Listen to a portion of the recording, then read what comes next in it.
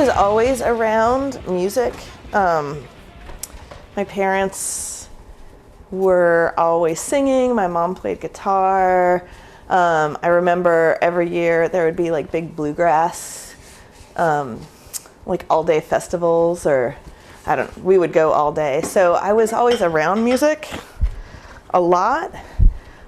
So I didn't really think about it too much because it was just kind of always there. I grew up in Eureka, California, so really, really Northern California. But we had cable from the Bay Area, so we'd have like 4 or 5 Oakland, San Francisco channels, and one of them carried Night Flight. And I was like 10, and I saw, we were just flipping through some Friday night watching TV, and there was this lady riding an elephant with like electrical tape outfit and a mohawk, and it was Wendy O. Williams, as I know now, but that blew my mind. I was like, what is that? Who is that? You're not going to run across that in a little logging town. It must have been 1984. We were living in Salinas and had access to be able to listen to Bay Area radio. They would have like a Sunday night thing where they'd play demos on this one particular Bay Area station, and that was really great. And then that kind of led to listening to more college radio stations. But when I went to my first show, it was super intimidating, and everyone was really mean, and we were 15. It's in Sacramento. There was a big skinhead problem at the time. It was a 7-second show, so then there's all the like macho dude straight edge stuff happening. And it was back in the times when the skinheads would like stand around the pit. It was very organized and very circular and tight, and they would stand around the edges and like keep people pushing. And I was trying to get out, and this skinhead was just like, oh, and grabbed me by the chin right here and like held me into the pit. And it's totally like a cartoon where I'm like, but I can't really yell because someone's like, and I could recognize at the time that it was actually hilarious looking, I'm sure, even though I was like really fighting. And then, they get bored with you, but you're just like, oh, that's how it is. The Riot Grrrl stuff came up 91, 2-ish. Bikini Kill was a fabulous band, and I really loved their music, and I loved what they were saying. It just didn't seem like necessarily that they were part of my world. I felt more connected to Spit Boy and to the Bay Area scene because I had seen them, I sort of knew them. The people that were Riot Grrrls in Arcata and Eureka were like, we were friends and did stuff together and were pretty supportive, but it's like, I can't call myself this. I can like the music, but I was definitely like, I'm a punk. For all of its problems, for all of its, inequalities, for all of its macho bullshit stuff, like, this is my culture. And I felt like there was a lot of separatist ideas within the Riot Grrrl, within the Riot Grrrls, and I was just not interested in that. We were in a small enough place where, we all worked together. There was, fucking asshole punk rock dudes who put in a forwarding mail for the Riot Grrrl P.O. box. They got all their mail forwarded to Alaska. Like, that kind of bullshit is totally real, completely happened. So, and if that was happening to us in this shitty small logging town that nobody gives a shit about, which I guess could also describe Olympia if it weren't a state capital. But,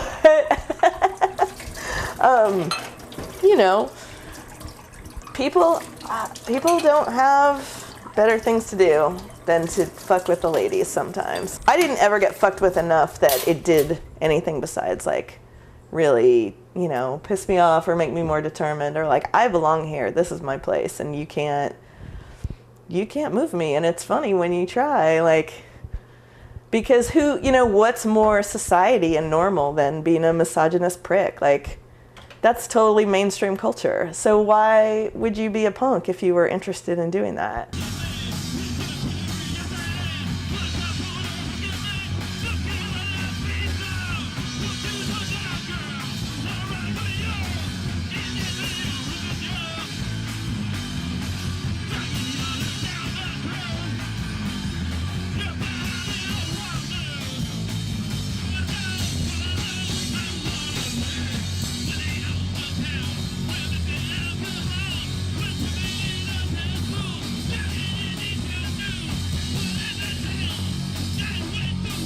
I ended up playing the drums. I had a pretty shitty experience trying to learn how to play the guitar in high school.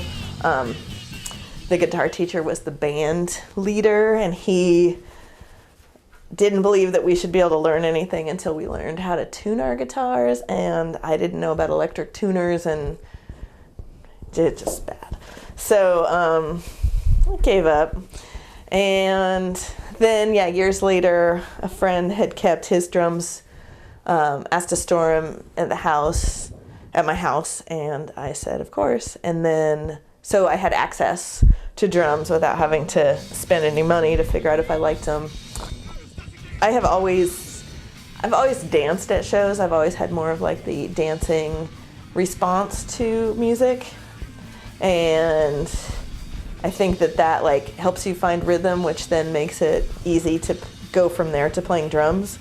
And also, like, I've always been a counter where you like go upstairs and you just count the stairs, or you count, as you're walking on the train tracks, you just count how many steps you take. So that's just sort of another thing that made playing the drums much easier, as you're just used to counting the things that you do already.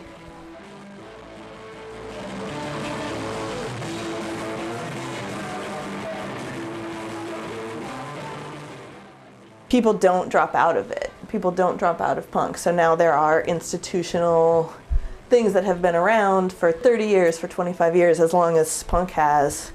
You don't have to actually drop out of punk.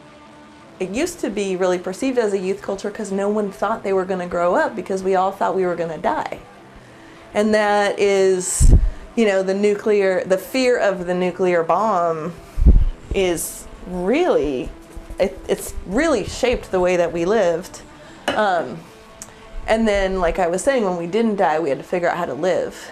But we had figured out how to do that, like to do things ourselves, to not count on outside interests that didn't have our best interests at heart, that you can just like go anywhere and meet people, and you can really experience your life. You have politics, and you don't have to give up on them just because you are getting older. Like you have a lot of untested ideas when you're a kid, and then we tested them, and a lot of them stuck, and some of them didn't. Some of them are stupid, but that's just the part of growing older. So I think that it still offers, there's a lot of value to youth of having a culture that teaches you how to be independent, and how to not take shit, and how to support each other when no one else is supporting you.